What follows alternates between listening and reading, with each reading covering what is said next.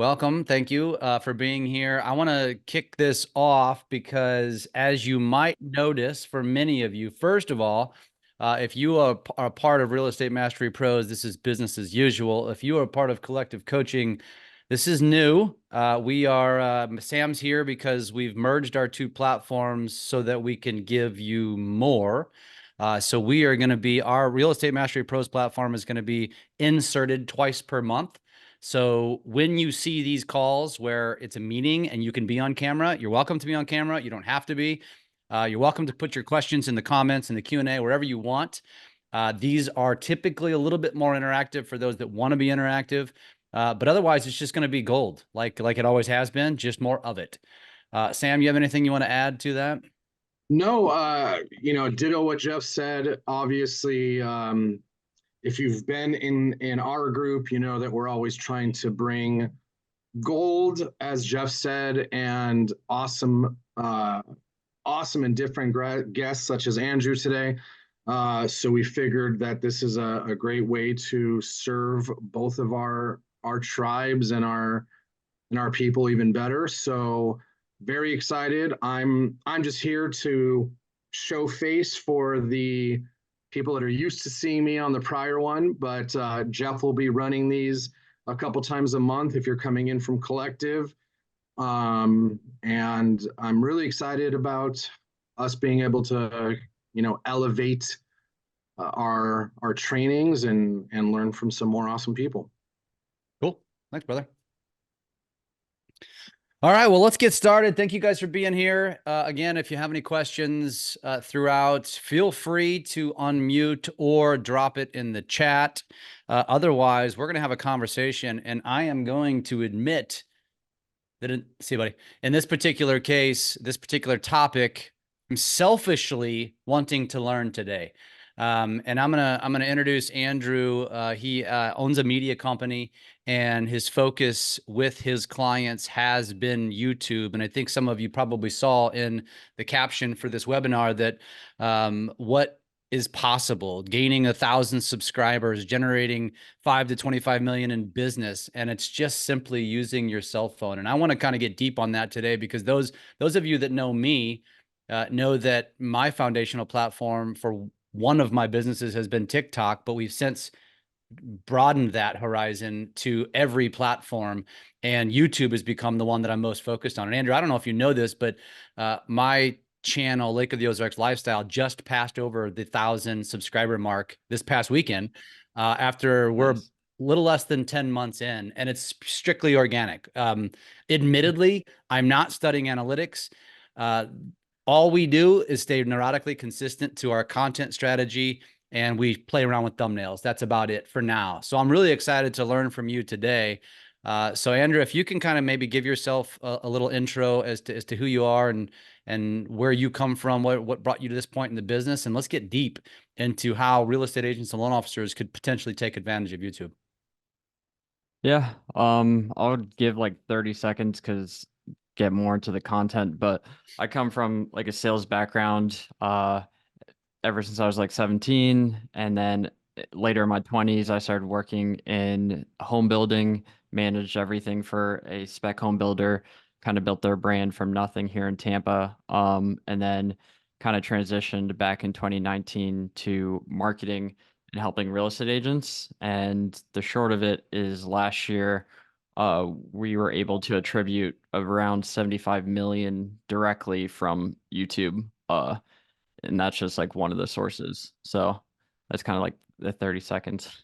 75 million what? Closed buyers and sellers.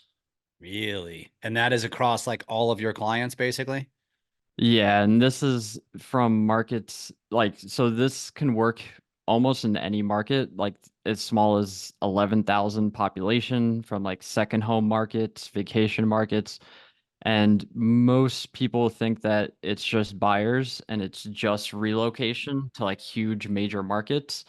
But there's way more strategies that you can use in just in general for any type of market. So Okay. Ready to dig in? yeah. So I'm going to ask you some questions, and you're welcome to just fire off or go down tangents as you wish. But let's start with the most obvious, and I'm going to preface this by saying, as a social media guy, I consider YouTube the hardest platform to execute.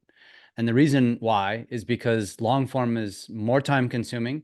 It's more time consuming to edit. And it's, YouTube is like Instagram. It's hard to penetrate. It's hard to get engagement.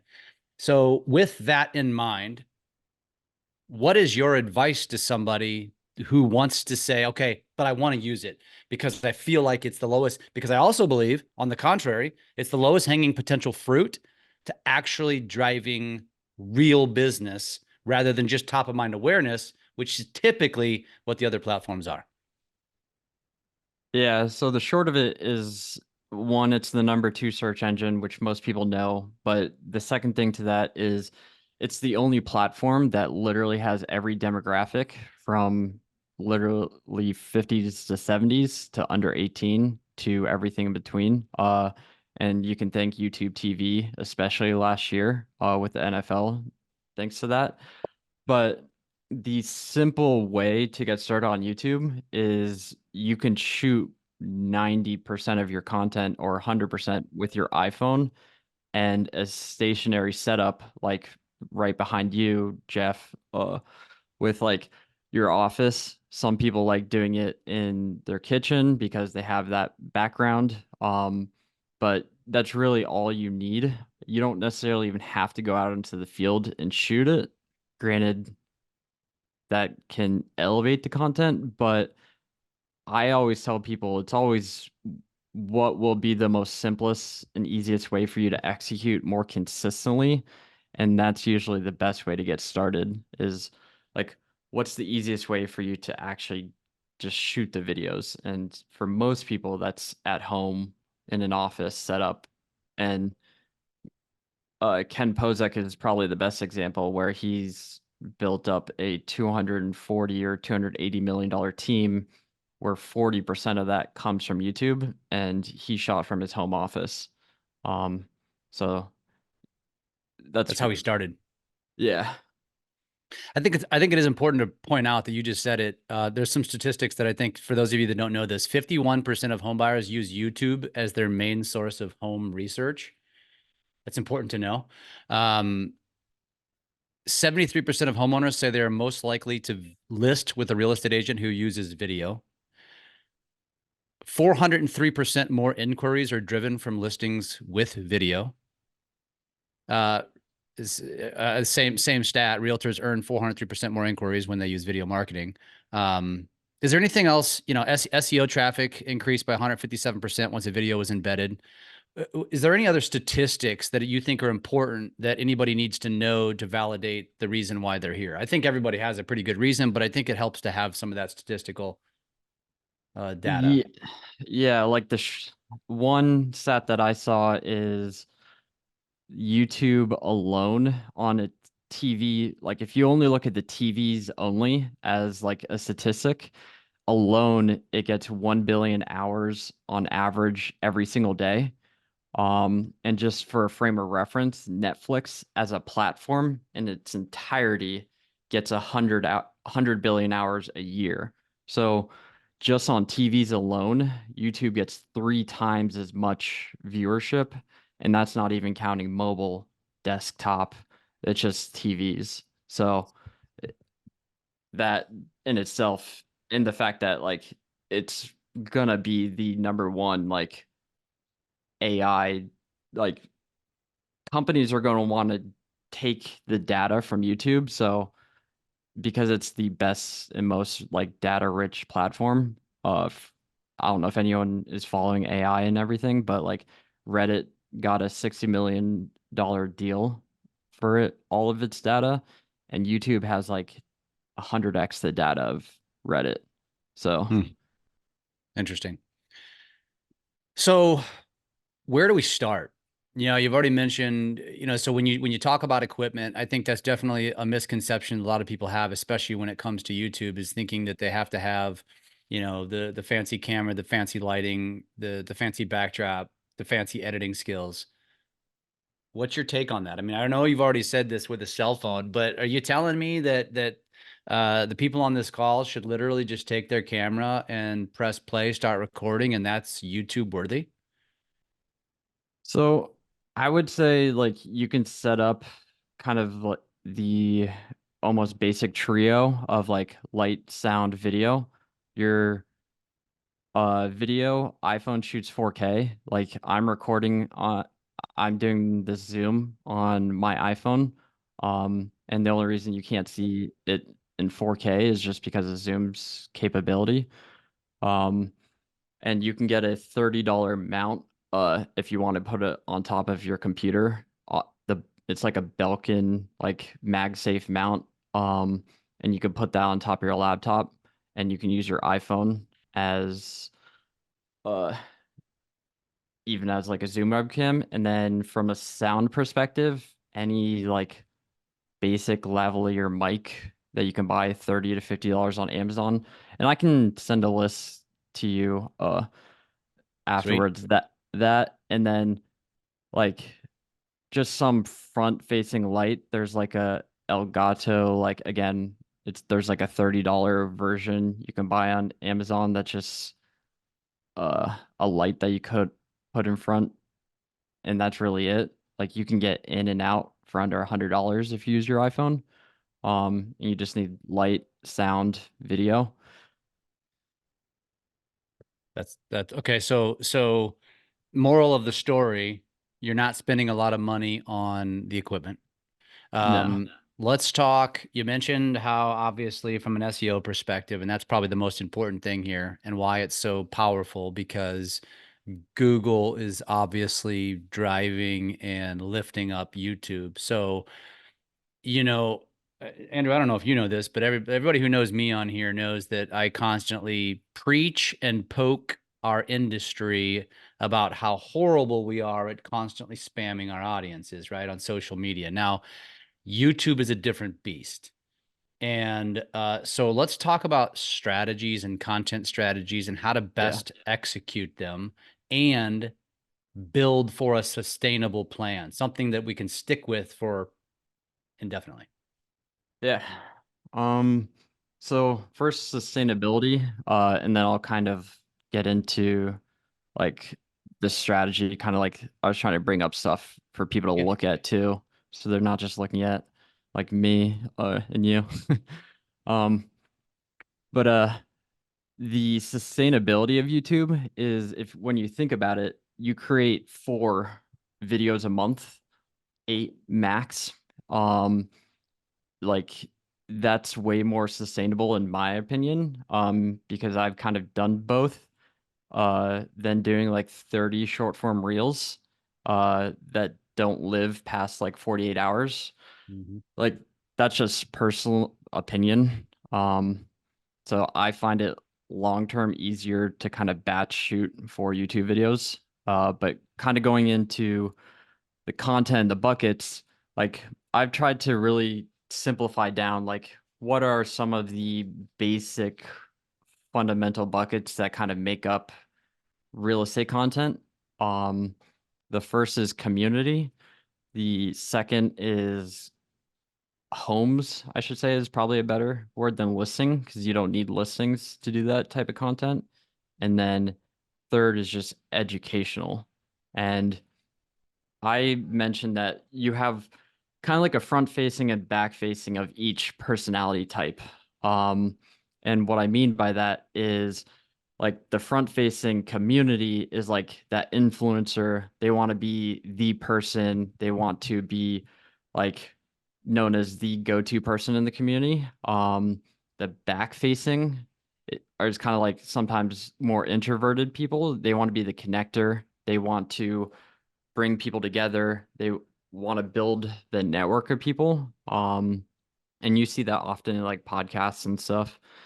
And then same thing with the home side. Like you have front facing actor that's like kind of like the Brad McCallum, who's kind of big in Calgary. Um, and then the back facing is like the director, listening tour home tour videos where you're not in the actual video.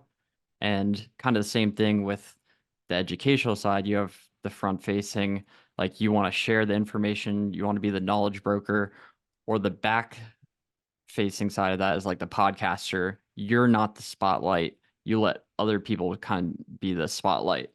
And those are kind of different buckets that you can create content around depending on what fits your personality and what you want to create. And so, in summary, this is very specific to a real estate audience, correct? I mean, you're talking community, which is obviously highlighting just the lifestyle of a local community. Yep. Homes, I love how you put Brad McCallum there, which I want to ask you about that. And then that's easy. That's just highlighting homes in Yep. general. Education. Can you go a little bit deeper about what you mean by education? Yeah. So, education, I recommend tying it back locally, especially search based. Like, you'll see a lot of real estate agents kind of fall into the trap of trying to create content around how to buy and sell. And it's like, it's very broad. There's no tie back to like bringing in a local clientele, local leads from the content. Versus if you said how to purchase a waterfront property in Tampa, Florida, like there's a very easy thread line back to working with you, waterfront property, your local area in the search. So there's education like that where it's kind of talking about the real estate process, but then there's also you can kind of mesh these together, and that's where you see a lot of like the Ken Pozek or Dan Parker, whatever, where it's like education about the community. So it's like the 5 best suburbs, and I'm just gonna use Tampa because I live here in Tampa, Florida, or what's it like living in North Tampa versus South Tampa. That's still educational and it's still community. You're still being the expert of helping people decide where to live. So, which is a big part in why people research on YouTube. Mm-hmm. Okay, what's next? Um, I could go into, and I can share this Yes, please. after too. Great point. And so, for those of you, obviously, real estate mastery, you already know that this will be put on the back end. If you're a part of the collective coaching, um, we will communicate as to how you can get access to this if you want it. So, but you will get Yeah. access to some of these assets. I'm just skipping through because there's like 300 slides Yeah, here, yeah, so yeah. trying to Please do. get And through like I'll keep asking you questions, but I kind of want to just keep this progression going so that somebody, if they wanted to create kind of their own plan, they could do it from this webinar. so there's like so a lot of different examples now you can kind of go into different angles of the buckets like moving to Tampa, Florida, what's coming soon to Tampa, Florida, living in Tampa, Florida. So kind of taking those a little bit deeper, like when someone's moving to your city, what are the things that they're asking themselves? What are they uh wondering in their head? Like where sh where to live? How much does it cost to live? What's it like living there? So it's like answering a lot of those questions, but in a video format. And kind of the same thing with like living in the area. Like how does someone decide between the different neighborhoods, the different areas? And there's some examples like Ken is obviously one of the biggest. That's why I just kind of refer to him pretty often for like the moving and living in angle. You'll see a lot of his contents like living in Orlando, the ultimate guide to making a move here. Uh Brad McCallum made a video kind of like this that got like 300,000 views now. And it's like moving to Calgary, everything you need to know before deciding to move here. Do you have certain sub topics that are like gold within that moving to topic? Yeah. So these are some examples. So we researched, well, yeah, I should say we like over 10,000 top performing YouTube videos in the real estate industry. We produced close to 50 videos a month last year. And this is kind of a condensed version of a lot of those videos. Um, the verses is one of the, so there's three really good search angles: how to, best, and verses. And when someone's thinking about the best suburb in Tampa, or the best walkable place to live in Tampa, the best place to retire, the best waterfront community, the best new construction community, people are searching for that with specific intent. So anything around best is usually very good. Just like versus, versus is the tried and true, like when you're searching something, like which CRM is the best, you want to look for, okay, what is the comparison between Follow Up Boss and Chime, or like name 101 of the other CRMs. You're looking for a comparison of like what's the differences between the two.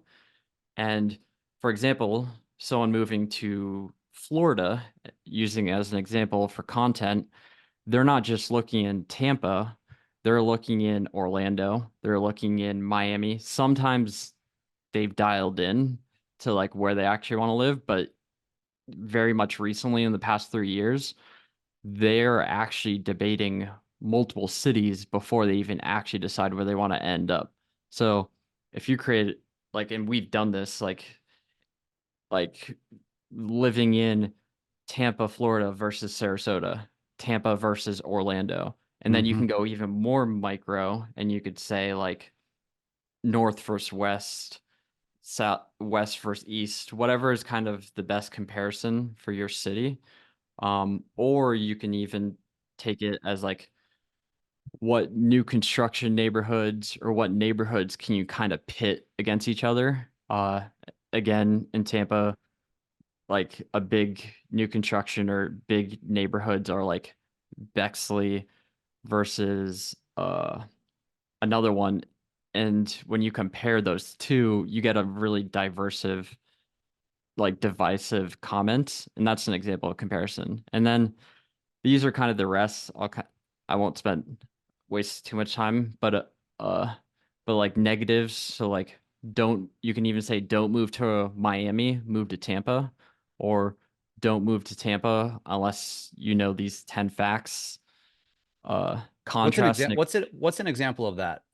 So is that kind of like a reverse, like you're trying to like almost like mind F people, like, don't move to this unless you can handle the fact that we have amazing beaches. Is it that kind of, or No, it's being honest with the negatives about living in your area. So like, for example, some people move to Tampa because they love that there's 300 days of sunshine. But guess what also comes with that? There's no winter. There's no snow. it's not a negative? And well, for some people, Sorry. they don't want to deal with like a brutal hot summer, for Sure. example. So it's like you won't like living here if you hate the summers. Okay. It's like the reasons why people won't like living in your area are also the same reasons why people move to your area as well. And you can Yeah. play off of that with Yeah. content. Got it. So that's like an example. Perfect. Carry on. Um, and then contrast like pros and cons, most affordable, most expensive, best versus worst. Those Can are I ask you pretty, something before, as you yeah. continue on this? Because a lot of this is they're just like tweaks on the topics, Yep. essentially. But the one thing I have noticed with a lot of successful real estate YouTubers is they don't overthink this. And a lot of their channel is like a lot of very similar topics, just slightly tweaked, but yet they Yep. consistently perform. And I guess it just works. I don't know what other way to describe it. Uh, how many times have you heard Gary V's talk about him talking about social media, for example? I'm gonna go really broad and say Hundreds, that. A hundreds. hundred. Yeah. and then I can go really narrow. And so how many times have you heard him talk about TikTok? It's a Sure. lot. So people sometimes need to hear things in a different way. People need to see things in a different way. Like the same reason why you see a lot of the big speeches, people have the same like speech or some or very similar content. They just package it up a little bit differently to reach a different audience. Got it. All right. Sorry. Carry on. Neighborhood guides. Um, so this one is always going to be like the best kind of tie back to like why people will trust you as an agent is that they want to one figure out like where do I want to live, and this is where you can kind of show your expertise. This is also where you can go beyond the typical things that they find online, which if you search up your city, you can look up what people say about certain things about your city, but there's things that you know as the expert, as the person who's been living there, like from clients, from your own experiences that you can share about living in these areas that they can't find online. And that is like, and then when you say things like, yeah, when I had a client move here from X, Y, and Z area, this is what their experience. Like you start to create this thread and this through line of like, oh, people are moving here, people are using you, and here's like your level of expertise that they can't find somewhere else online. So that's the different neighborhoods. Then list is kind of like your typical blog style, like your 10 best, your 10 things I wish I knew before moving, the top 10 facts about living in an area, top things to do in Tampa. Um, Cost of living, I don't really love because it's not super evergreen, but it performs, it does well.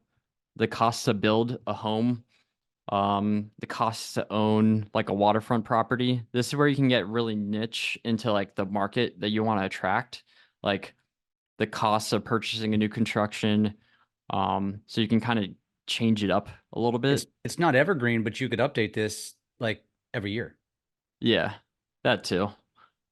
You see a lot of this stuff. Like people will create a lot of this content one year, and then a year or two later, they'll recreate it, but just make it better, or with more updated information.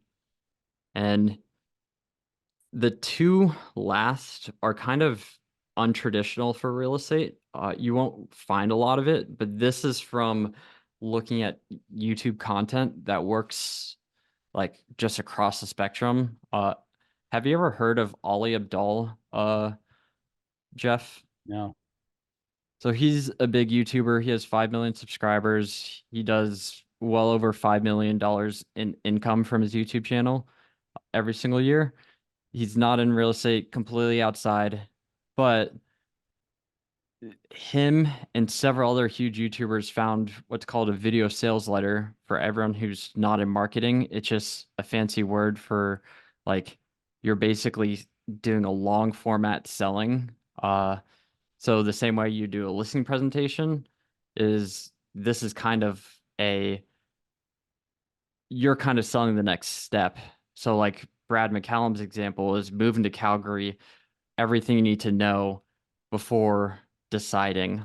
And it was just this 20 to 30-minute long form video telling them about everything they need to know about moving to Calgary in 2024, like the jobs, the neighborhoods, the cost of living, what's there to do. It was just 7 to 10 different. I might be able to find the outline really quickly. It was like he talked about the overview of Calgary, the affordability, the housing options, his personal story moving there, weather, the outdoors, things to do, etc. And it's just this long form video. And what that earns him the right to do at the end of the video is to say, hey, by the way, if you're looking to make a move here, We would love to be your real estate resource of choice. And it's just a strategy that big YouTubers have used to like funnel people. And that's just kind of one angle. There's a lot of different ways to do that same angle. And it's just called a video sales letter. The other one is Alex Hormozy style, is 0 of 1 content. So this is things, and this has worked every single time we've been able to like do it at a high level, is where you create something that's like very hard to duplicate. And like we've taken this, so basically, let me give people, I'll try to give you the 30-second overview of how we did this. But essentially, what we do pretty often, I would recommend you do this like every single week, just become a consumer of YouTube and just look on YouTube, and you can get, I think this is vidIQ, but I think the plugin 1 of 10 also does this as well. But you can see it's like this has 7.2x times his normal like view rate for this video. This one had 2x higher than normal. So you start to see things and you start to see patterns when you're looking at YouTube. And then you could say, okay, let me save this idea. I don't know why I can't zoom out anymore. But essentially, oh,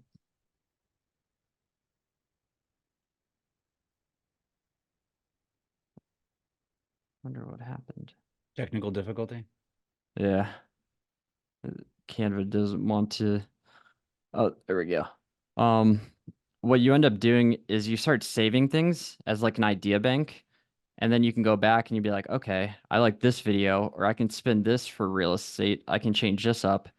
And what ended up happening is I saw this trend that was happening in almost every industry where it's like people were ranking the best credit cards, the best airlines, the best businesses to start. So I was like, what if we just ranked like the best neighborhoods, the best builders, the best suburbs, the best new construction communities? And it's the same thing. And we just basically took it. And what ended up happening is it ended up doing really well in the first 11 days. And I was like, it's just, you take this angle that's outside the industry and you bring it in, and it starts to become what's called a 0 of 1 content, because most people aren't going to be able to duplicate it the same way, especially when you use like the word like Mm, I ranked. Um, I what I love and hate about living in a city, like you're yeah. personalizing it to you. Not duplicatable So at all. Love that. yeah. So I know I've kind of been Let me ask you rambling. this. Would you, that brings up a good point. And there's a question in the chat I want to touch on as well. But as I think for some people on this call, like I know some of you are in San Diego. And so you're probably thinking to yourselves, there's a shit ton of agents who have done this in San Diego. So why should I even bother? What's your response to that? So there's a lot of layers to that. One, like, first of all, how many agents are on Instagram versus how many agents are on YouTube? Or how many lenders are on Instagram versus how many are on YouTube? Like, the comparison is you could probably name 100 agents, 100 lenders in your market, maybe even 1,000. You could probably only name 10 if you're lucky in your market on YouTube. Yeah. And then uh also kind of in that same thought is like there's so many different personalities. You work with way different people. And even if you close 100 homes a year, like even 1,000, there's tens of thousands of people that move all the time in your area, or even thousands. So when you really add all of these things in, all these different variables, like you're not really competing. there's really no competition because the other person is completely different. They work with different types of people in a different area than you, and they just have a different personality. So there's just way too many variables at that point.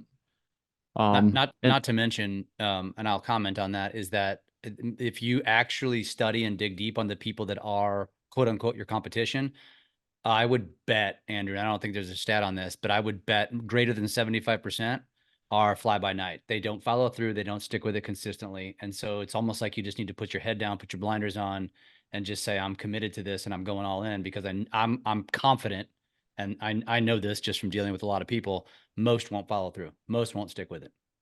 yeah, most, like, there's a stat for podcasts. It's like most majority of podcasts never get past 10 episodes. Yeah, wow. 99% of podcasts never get past 20 episodes. So that's 20 weeks of episodes. The same thing is with, like, YouTube is the same thing with going to the gym, with the same thing as, like, you take any sort of skill in life, most people will not get 6 to 12 months into it. Like, Yeah, most people can't do open houses for a year yeah, straight. yeah. And there's a good question Gilbert asked about steering. Um, None of it, no. There's not really been any, like, You mean when you're giving your opinion? yeah. I The, mean, I think, Gilbert, as long as you're staying away from legitimate issue that could come up with maybe recommending a neighborhood that's all, Caucasian versus one that is, all Hispanic. I mean, you just got to be smarter than that, I think. But I think, Andrew, and you can speak to this, but I think when you're giving your opinion, you're just giving factual reasons why you think something is better than another. I don't think there's anything wrong with that. yeah. And a lot of what you're saying is subjective and it's going to take it as subjective. It's not like you're saying this is the best place to live. And you're not really bringing race into it. You're never bringing politics into it. Never, like, saying, Yeah. and if you ever mention anything about, like, schools, just the easiest way is, like, just these are the ranked by niche or greatschools.com. It's like you're not even necessarily saying it. Like, the schools are just objectively ranked by X website. And you're regurgitating stats. Yeah, Yep. Got it. One question Jamie had was, what is the optimal video length on YouTube videos? Is there one? kind of, in a way. Uh like, I was speaking to Ken recently and he was saying he's not even really putting out content that's less than 8 minutes now. And Less than 8. yeah, Okay. and it's because there's this move towards longer form content on YouTube, and there's a lot of reasons behind this, but YouTube can serve more ads after 8 minutes to them. You keep people longer on the platform after that point. Like, you can just build more depth and show more expertise too. But between 8 and 30 minutes is kind of most real estate channels. And you'll see there's some huge real estate channels that have, like, 30-minute videos. Like, there's, I think, one of the biggest, like, NS, like, I don't think he's a realtor anymore, but, like, he does sometimes 40, like, to 60-minute, like, home tours of, like, really luxury properties. And it's like ENES and something Y, long last name. So my recommendation is just don't do short content. Do 8 to 30 minutes. And that's the general decent length. 8 to 30. Good. Yeah. What about nobody's asked this, and I think I mentioned it in the beginning, and I want you to keep going with these ideas, but what about editing? You Yeah, know, what about editing? there's been a push to less editing, and which is great for the average human, but at the same token, on the other side of the fence, a lot of audiences, I feel like, are completely numb to content that doesn't have constant pattern interrupt. So, constant shifts and B-rolls and zooms ins and all that kind of stuff, right? So what's your take on that? So when it comes to editing, kind of like with all these questions, there's levels to the question, there's layers to the question. Like, for example, if you have more money than time, then pay someone else. But if you're more time than money, then it's best served to either do lo-fi editing, which most people can use CapCut on their desktop, and they can do pretty easy editing because CapCut was made by TikTok. It's free. It's one of the best like editing apps that you can just use in general. Um, I would just say use something like that. Use something simple. Um, the when you're doing even like if you're doing a home tour, you might want some basic editing to cut out like some dead space, and you could do most of that inside of CapCut, but you're just cutting out like a little bit of dead space here and there where you messed up or whatever. If you really want, there's some people who do that stuff without any editing too. Um, just know that like you are trying to earn the viewer's attention. Like every 10 to 30 seconds. So what you don't make up for in editing, you have to make up for in like your presentation, your delivery, like make sure you're not like rambling, kind of like I am at some points here. Um, You can't suck on video, in other words. yeah. Um, you can But suck. who's that bodybuilder who's absolutely crushing it with that vlog style? And that's more of a day in the life, which I Yeah, don't, we're not really talking about that here, but is Sam Sulek. He's gotten yes. pretty big on YouTube. Yeah. Kinda. He's gotten massive. But you can also make a point that he's like he's kind of refined his like delivery as well. Like he's probably not just he kind of probably thoughtfully knows how to say things, what to say things. Um, but again, it's always like what will be the easiest, most executable way. If it's for you to pay someone $50 to $100 to edit a video, do that. You can find someone for $50 to $200 if you want. If it's for you to spend 30 minutes to do basic editing to start to learn the ropes so you can then hand it off to someone later down the road and you have the time, then do that. Like it it's kind of a mixed bag to answer that. But hopefully that helps a little Yeah. bit. Yeah. No, I like it. And if I can give advice to anybody on here, just from my own personal experience with success on social, giving your opinion is powerful, is very impactful.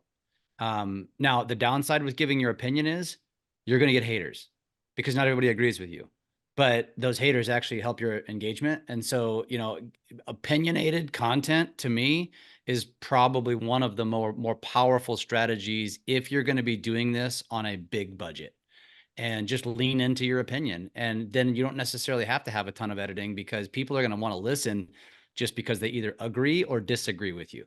And you roll with that. I don't know what do you think about that? Yeah, like it kind of goes into like what I love and hate about living in Tampa, Yeah. Florida. Like when you're pretty honest and upfront about the downsides, people enjoy that.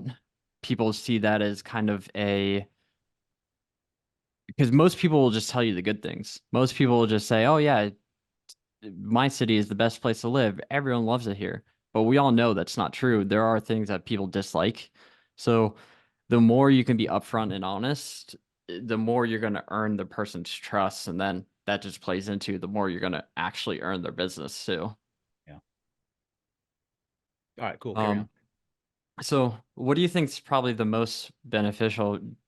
Talking more about like different strategies, like what to post, how to post, like I don't know if there's any thoughts, Oh yeah. questions. If anybody wants to speak up, I mean, I don't want this to be all about what Jeff wants to hear us here. I mean, obviously there's 40 of you on this call. So if anybody has any questions, please feel free to comment. I mean, I think staying relatively high level with how to get started is probably the most important, and continuing to give ideas of content. Cause I mean, I can tell you right now, dude, I'm writing down stuff. I can't wait to get your slides because I want to go through it for my own personal use because I need to improve.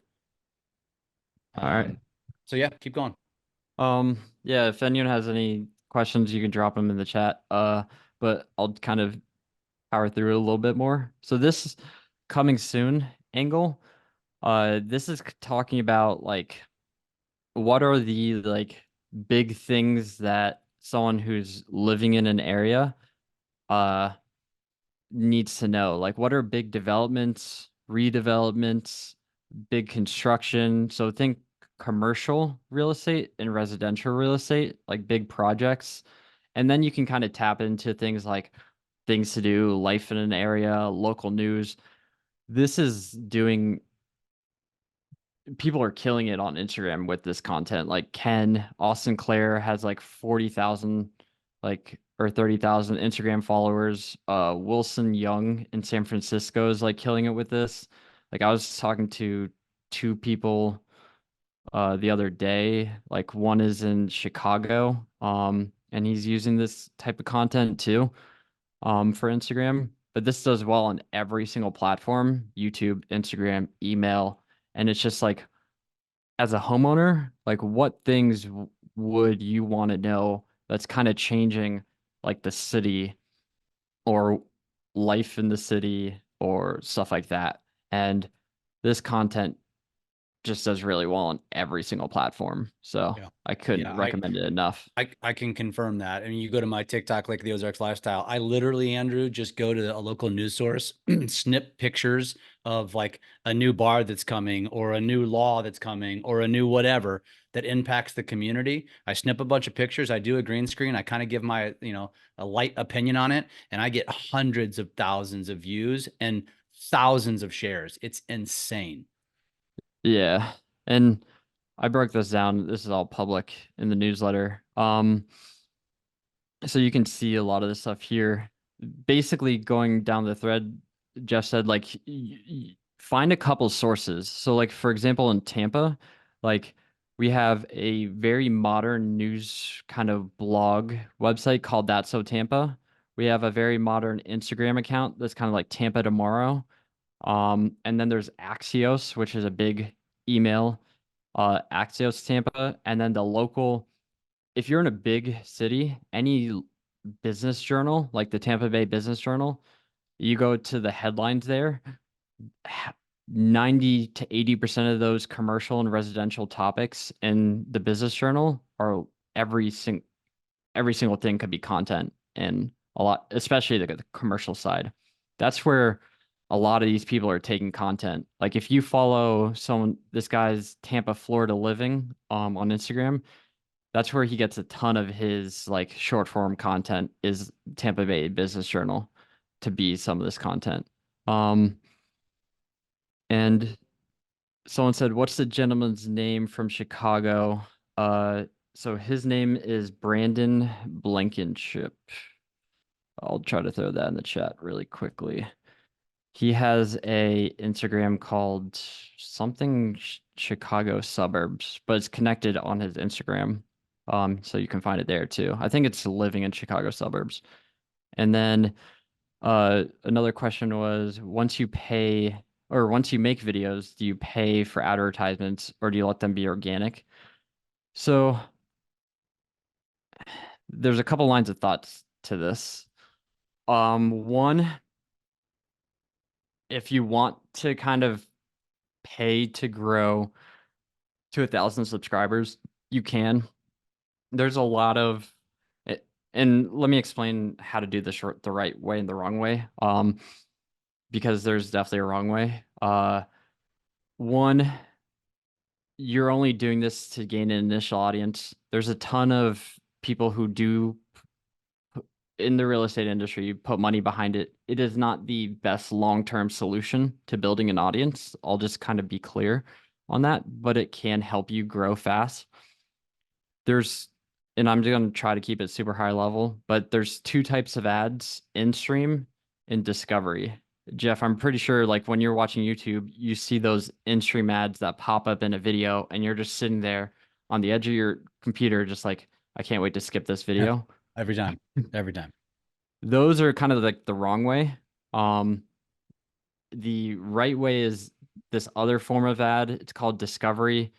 And essentially what you want to do is you upload the YouTube video twice, leave one for organic, one, keep it unlisted, put maybe $50, $100 behind the video. Make sure, like, if you're target people locally.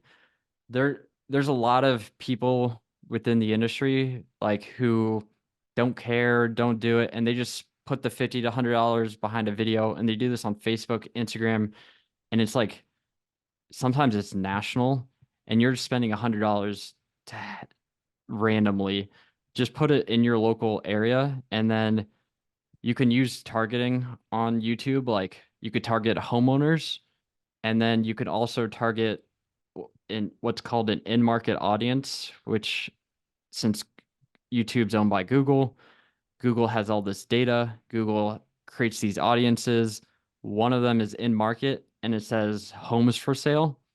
So if you're searching for a home, you're on Google, you're typing Compass, you're typing Zillow, you're typing Realtor.com, Redfin, any of these Realtor, Remax, all these websites, you're searching, you're typing in all these different things on Google, and Google puts you in this bucket that says this person is looking for a home, and you could run an ad to it. Basically, I recommend only doing this about 1,000 subscribers if you do this, and then let it grow organically. But the organic way is going to be the best kind of long-term solution. If you're patient, then it's kind of the best route, because you don't get the same data, and it's a lot harder to make decisions when you run ads behind stuff because the numbers get way smaller, and you have to be really good at looking at the numbers and be like, okay, like this is what I can improve. This is how I can improve. So that's my only 2 cents on ads. So the short answer is no.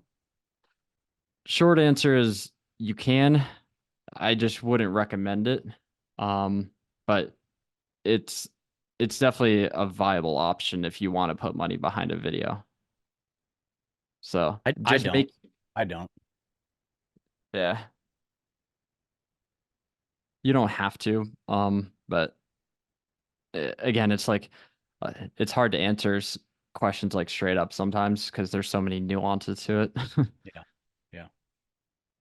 All right, we Um, got about 5 minutes left. So let's I want you to decide how you want to wrap this thing up.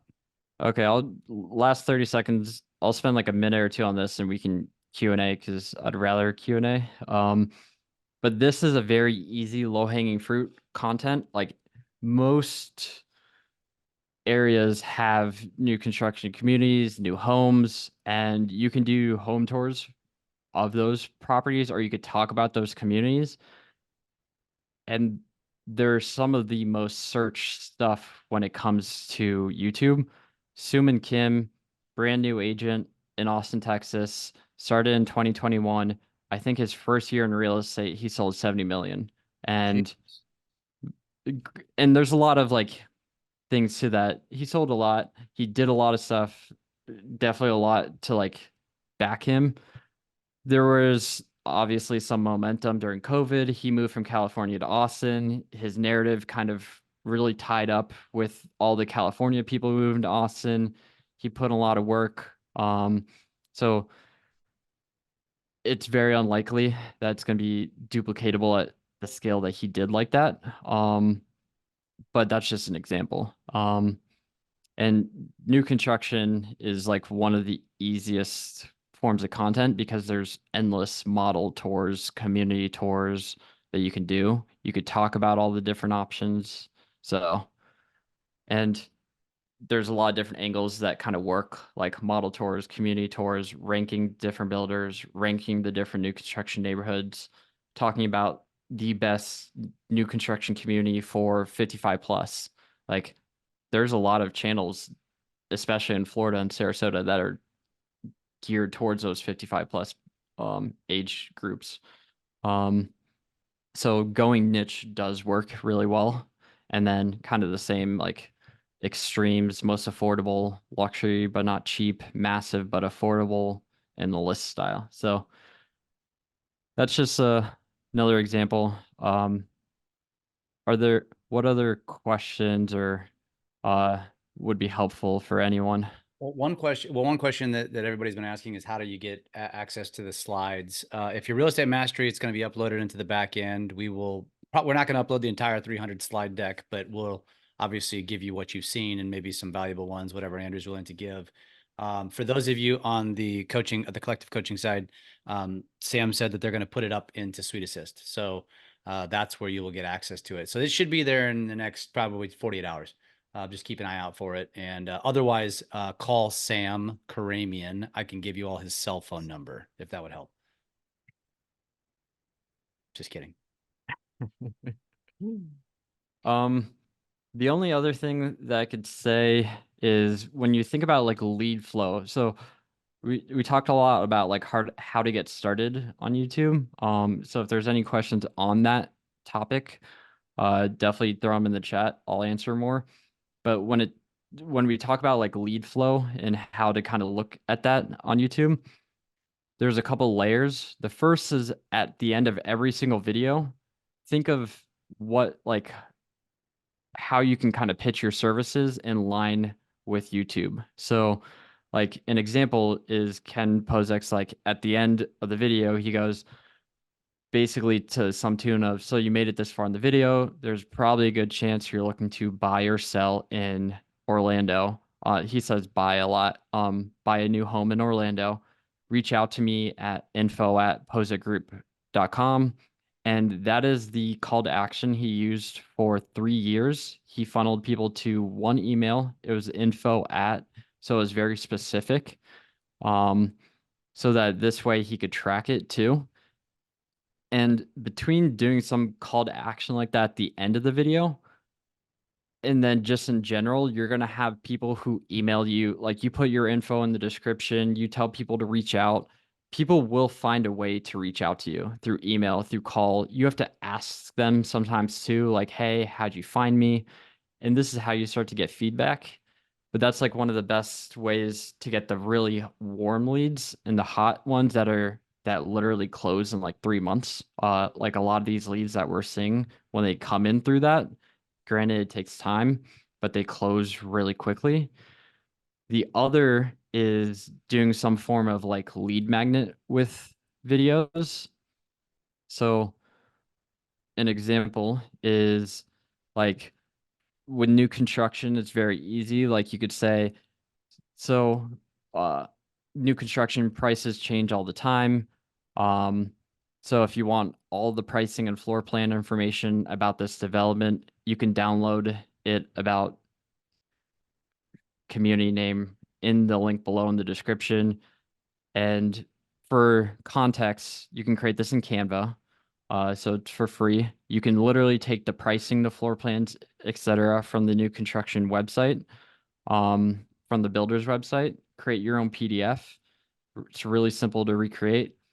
And then the way to capture the information is you can use something as simple as MailChimp, or if you have any CRM landing page, and you just create different lead magnets like that, like comparison sheets, like stuff like that. And you tell people, you basically gave them all this information, but if they want something to take home, something that kind of simplifies all of it, they can download it, a link below in the description. So that's how you can start to get leads that go onto your email lists, and then you can stay in front of those people long term. So those are the two types of leads. Andrew, question, and Zap asked this question about calls to action, and I want to ask the question more from a perspective of, and it's a multi-part question here, is how many viewers probably actually make it through, let's just say a 20-minute video. So should we be throwing calls to action in like at the 2-minute mark, the 7-minute mark, the 12-minute mark, etc.? So there's kind of a TV rule of thumb. It's like 4-to-1. Like for every 4 minutes, it's like for every 15 minutes on TV, there's an ad. So there's TV commercials, I mean. So if you wanted to, you could throw in like 2 calls to action in an 8-minute video as an example. There are some people who literally put a call to action after the hook, like the first 30 seconds to a minute of the video. it works. I think you haven't necessarily earned enough trust for someone to go off the platform to reach out to you, Yeah. but it works for some people. Usually you need a lot of credibility sometimes. Like we've seen it work when people are like top in their market, or I've sold 1,000 homes in the last 10 years. Like there's a lot of credibility behind you. Yeah. Earn the Uh, audience first. Yeah. So What about, okay, what about hooks? And when obviously hooks, I think, are incredibly important, but less important probably on YouTube as they are on the other platforms, because people's attention spans tend to be longer on YouTube. But how important is that hook? So essentially, you within the first 15 to 30 seconds, you want to affirm the person uh, that they are watching the right video. So within 15 to 30 seconds, based off the title, and I'm trying to pull up what I have, um, like 15 to 30 seconds, I say in the first 15 seconds, best in kind of like the first like 1 to 2 lines, uh, even better.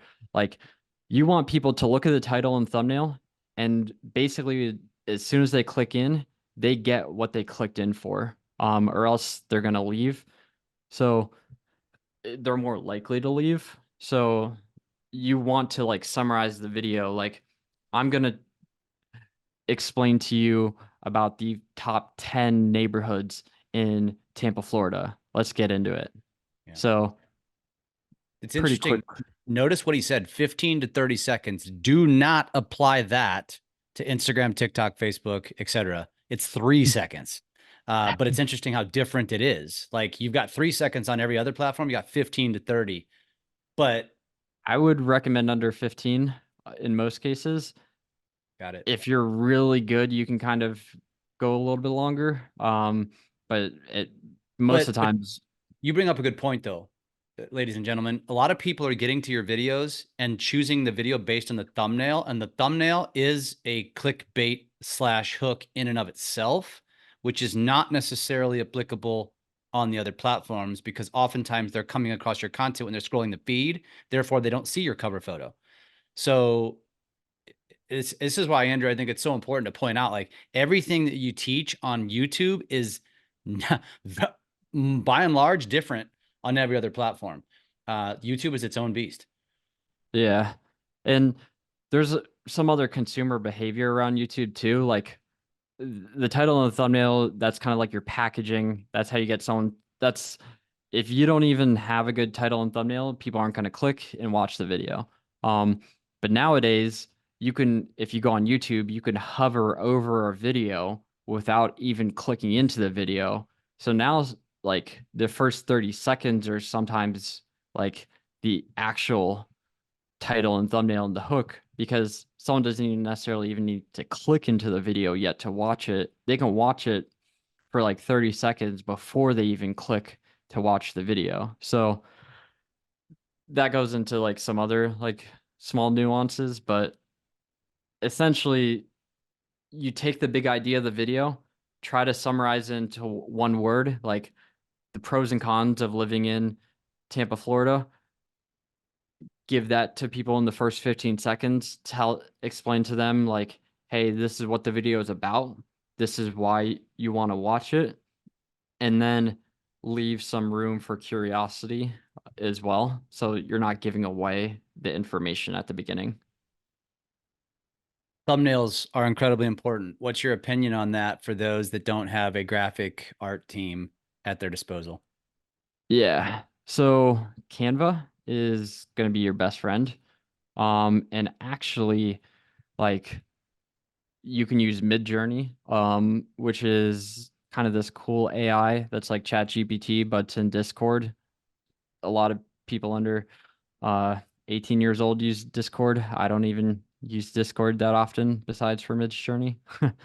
um, but essentially all the thumbnail is a background image, some very simple text. Maybe it's 1, 2, 3, 5 words max. Maybe a picture of you with some expression. And you want the thumbnail to be an ad, not a title. the biggest mistake that most people make with thumbnails is they make the thumbnail the title, Mm. and it's like the same exact words are in the thumbnail as the title of the video. All you want the thumbnail to do is to get them to read the title. And it's pretty simple. Is Midjourney not open to new users anymore? I think it's open. I thought it was. If it's not, you can use ChatGPT's I forget the name of it, but they have a version of it in ChatGPT where you can create images as well. But Kendrick, did you have a question? That was it. Okay. But really quick to show you why. But yeah, use Canva, take a bunch of photos of yourself at the beginning of YouTube, remove the background, insert some text. Basically, the reason why I mentioned Midjourney, ChatGPT is Ken started doing this for his YouTube channel, and we started doing this too across YouTube channels, and his click-through rate went absolutely through the roof, and his views as well. Like, obviously, there's a lot of other things. Like, it's not just the thumbnail. Like, a lot of things kind of he was firing all cylinders, but it definitely helped. And he's said this too. Like, his click-through rates skyrocketed, and he's now averaging 20,000 views a video. And these are all AI images of like different places in Orlando. So I like how he's using AI pictures in some of his thumbnails, yeah, especially that one that's where he's retiring. Look at old Ken. That's funny. yeah, that was really cool. So that's where you can get a little more creative. And you can play with AI a little bit. Just use ChatGPT for that one. ChatGPT 4. Yep. But Love Canva is your best friend for thumbnails Yep. because you can I, do most of what you need in there. I mean, you said it best. I love your line earlier. If money is the issue, if money is no issue, then hire it out. If and vice versa. And so Yep. that's just something that everybody's got to understand. If you don't have a money issue, then you should absolutely like VAs or one of our media companies that can do it for you at a very low cost. And because the skill set of a graphic artist is far in advance of most of us on this call. Like, this is an example sometimes when you get in the weeds, like we started with one design and it ended up in a completely different place. And we thought we would go with something trendy, and we thought to just keep it simple, use an AI image, and then this one ended up doing way better. But you can see like the small nuances of like shadows, like adding the little stroke. Like, the best way to look at a thumbnail is on your phone and look at it and be like, because on a computer, you're looking at this and you're like, it's not a big deal. But when you look at on your phone and you take that image, you're like, man, I can't even really distinguish like what's going on in this image. Like, this is super small. Like, this city doesn't even make sense. Like, you try to get really creative and you're like, like it doesn't end up being what you thought it would be once you really take it and look at it at a glance. And if you really want to go into the weeds of thumbnails a little bit and you want like the absolute best like training video out there that is absolutely for free, she has an amazing YouTube channel. And it's probably the single best resource on thumbnails there is, and she has a downloadable PDF. She does the same thing that I was kind of telling you guys about, where you can download this PDF on like thumbnails, and it tells you everything you need to know about thumbnails in one video. Like, don't buy any other course, don't do anything else. This video and this PDF that you can download from it is the best resource. And then this is also really good for like hooks and intros too. Same thing. Mm. These 2 videos can tell you everything, but it's really in the weeds too. So I'll Yeah. warn that a little bit. But she's really good at teaching. So Last question. What would be your take on, because this is to me, I understood what you said in the beginning and it makes sense. I think it's more sustainable because you very much, I didn't point this out. You said 4 videos a month, like 1 a week or 2 a week at most, but 1 a week's perfectly adequate, um, as being easier. yep. There obviously are some I would agree with some reasoning, but also there's many reasons why I could say why it's not easier. Would Yep. you recommend maybe teaming up? And so, like, as a real estate agent, you team up with a loan officer and you guys try to tackle this together. And then that way, maybe you could share some costs, you can share some duties, you can also both be in the videos. Like, would you think that would be effective? Because I don't see a lot of real estate agents doing that and teaming up with somebody to potentially tackle this. So you can.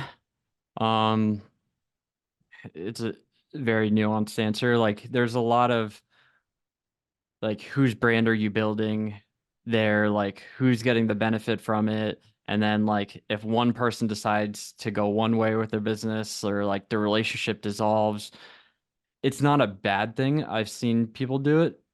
It's just kind of like the unfortunate situation is like you're dating the person, you're looking to get married to them, and you better hope that it's a pretty good relationship. Or else then you just have to figure out how you dissolve the YouTube channel after that. But it's It's not yeah. like it doesn't live in infamy, though. I mean, you know, I see what you mean, though. But it's a thought. It's a thought for It anybody who's maybe a little overwhelmed. It seems a little overwhelming, or you need there's accountability, I or will say people do it. So it's not like I wouldn't do it. It's definitely a possibility, like, and it's definitely like a good option if you want to like cover costs or you want to cover the work and make it like you only have to do half like the videos you could do half or you have someone that you can like go back and forth with. Like we see that with a lot of like teams, like especially when there's like 2 leaders, it makes it way easier to create content sometimes because they can kind of shoot different content for the team. But yeah, you can. Uh I think it's not a bad idea. There's just questions you have to ask yourself before you yeah. do it. That's all. Last question. What about the podcasts on YouTube, which is a So different video yeah, option? I think podcasts are one of the best forms of content. There's a caveat with that. It's one of the hardest forms of content to get business from. It generally works super well for B2B. So that's why it works really well for like lenders. If you live in Seattle and your clientele is business professionals, for example, all the tech, then it could work really well. Um, if you are super connected with the business community in your market or like the local businesses, it's a great avenue as well. Um, it's just because you're interviewing someone else a lot of the times, you're not always seen as the expert sometimes. You're credited a lot, but it's like there's a different kind of layer of trust. And don't get me wrong, I do a podcast. I love podcasts. Like I love learning. I like talking to people. I like this is a whole breakdown on like the fastest growing podcasts probably in the world right now. Um it is the YouTube is the number one reason why most podcasts are growing. Diary of the CEO, Joe Rogan, like you name any huge podcasts, like Lex Friedman, it's because a lot of it's their YouTube like platform. So if you have a big B2B network, or you have something that you can play with that, like then I think it's a great avenue. Uh, if not, then maybe not. And I say that because it can make sense. It just depends. I ask because we are going to start. We already have a strategy. And last question. Um, one long form a week. We didn't talk about shorts. We do a Yeah. short a day. We do a short a day, and now we're adding a podcast episode inside of our channel once a week because we're talking about a show that is aired about our community. So, what is your take on shorts and any specific cadence? Yeah, so uh, an example is, for example, in real estate, if you search up Sirhan, Ryan Sirhan has 10 different channels. He has his channels for himself, which is the home tours. He has his real estate channel. I didn't even know he had this one. So that's a brand new something. His listings. He has a podcast. This is for his team home tours. So you want to first, a channel is an audience essentially. So as long as the content fits with the audience, you can keep it in the same channel. So an example is, this is a big podcast. They put their long form podcasts and these clips, and I call them clips, but they're essentially YouTube videos, like 8 minutes. I kind of do that for my podcast. And then shorts as well on the channel. So as long as all the content is pretty similar, then you can keep it housed under one It's all channel. along the same lines, basically. Don't be posting a bunch of shorts that have nothing to do with the channel, basically. Yeah, like Got it. the one of the biggest mistakes that I see within real estate is someone will post shorts that have nothing to do with the channel, nothing to do with the target audience. He's a good example of, like, he has YouTube videos and then he has shorts that he just creates a ton of, but they're always connected to like SF. Like there's something local connected to it, and it's absolutely blowing up. Like his shorts are like a huge growth part of this channel. Um like he has some shorts that have like 200, 300,000 views, but there's generally some tie back to kind of like the local area in majority of the content, as an example. Yep. Love it. Yep. That makes sense. Awesome. Dude, this is great. We've gone 20 minutes over. Greatly appreciate you. If somebody wants to, if these guys want to connect with you, what's the best way to do that?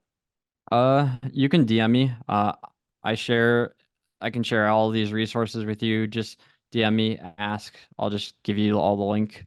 That's We're gonna probably put them the up on the easiest back way. end too, Andrew. Okay. I just mean more like if they want to schedule a call with you or whatever, is there any way to connect Yeah, with you? DM is probably one of the easiest ways. Instagram. I'm always checking that, using that. So I'm always open to chat, like marketing, strategy, etc. Excellent. Zap wanted to know what was the gal's name to watch the videos about the thumbnails. What was her name? April Lynn Alter. Let me see if I can bring it up really quickly. Yep. April Lynn is like one word. Yeah, it's one name, so it's just April and then YNNE. Got it. Perfect. Thank you. So Awesome. Thank you guys for being on today. From those of you over at Collective Coaching, it's great to finally interact with you all, and we'll see you on the next one, which will be beginning of April, and we'll communicate out all the details here shortly. Thank you guys for being and on. Andrew, thank you so much for taking the thanks. time just to share with us, and we'll get Yeah. the slides up in the next, hopefully, 24 hours. Yeah, thanks for having me on and sharing too. Absolutely, Really brother. appreciate Appreciate it. you, man. Look forward to staying in touch. And thanks for all the great questions too. Appreciate it. Absolutely, man. Take care, guys.